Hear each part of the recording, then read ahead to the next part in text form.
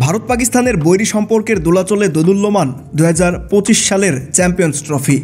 এই নিয়ে এখনও কোনো চূড়ান্ত সিদ্ধান্তে পৌঁছাতে পারেনি আইসিসি। টুর্নামেন্টটি কিভাবে আয়োজন করা হবে তা নিয়ে আইসিসির পক্ষ থেকে এখনও আনুষ্ঠানিক কোনো ঘোষণা আসেনি।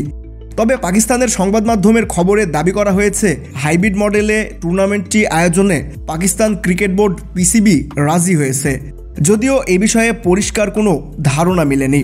5 ডিসেম্বর দুবাইয়ে আইসিসির বৈঠকে চ্যাম্পিয়ন্স ট্রফি নিয়ে গুরুত্বপূর্ণ আলোচনা হওয়ার সম্ভাবনা রয়েছে। তবে এর আগেই বিসিবি থেকে নতুন একটি প্রস্তাব আলোচনায় এসেছে।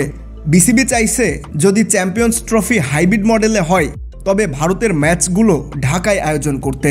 বিসিবির এক কর্মকর্তার বরাতে দেশের একটি সংবাদ মাধ্যম জানিয়েছে, বাংলাদেশের মাঠে চ্যাম্পিয়ন্স ট্রফির কিছু ম্যাচ আয়োজন বাংলাদেশের ক্রিকেটের জন্য বড় সুযোগ।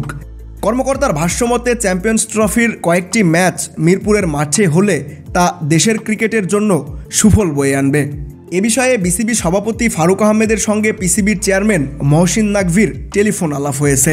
পিসিবি সভাপতি বাংলাদেশের সমর্থন চেয়েছেন এবং ফারুক আহমেদ ভারতের ম্যাচ ঢাকায় আয়োজনের আগ্রহ প্রকাশ করেছেন। তবে তিনি সরাসরি কোনো মন্তব্য করতে না চাইলেও বিষয়টি নিয়ে কাজ করার ইঙ্গিত দিয়েছেন।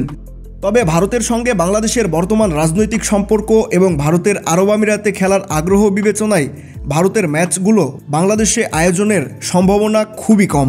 বিসিবির এক কর্মকর্তা জানিয়েছেন, এই মুহূর্তে ভারত বাংলাদেশে খেলতে রাজি হবে কিনা সেটি নিয়ে সন্দেহ আছে। অন্যদিকে পিসিবি হাইব্রিড মডেলে চ্যাম্পিয়ন্স ট্রফি আয়োজনের ক্ষেত্রে দুটি শর্ত দিয়েছেন। এক, আইসিসির রাজস্ব আয়ের একটি বড় অংশ পিসিবিকে দিতে হবে। 2, 2031 সাল পর্যন্ত ভারতের বৈশ্বিক টুর্নামেন্ট আয়োজনের ক্ষেত্রে হাইব্রিড মডেল শর্ত প্রযোজ্য হবে।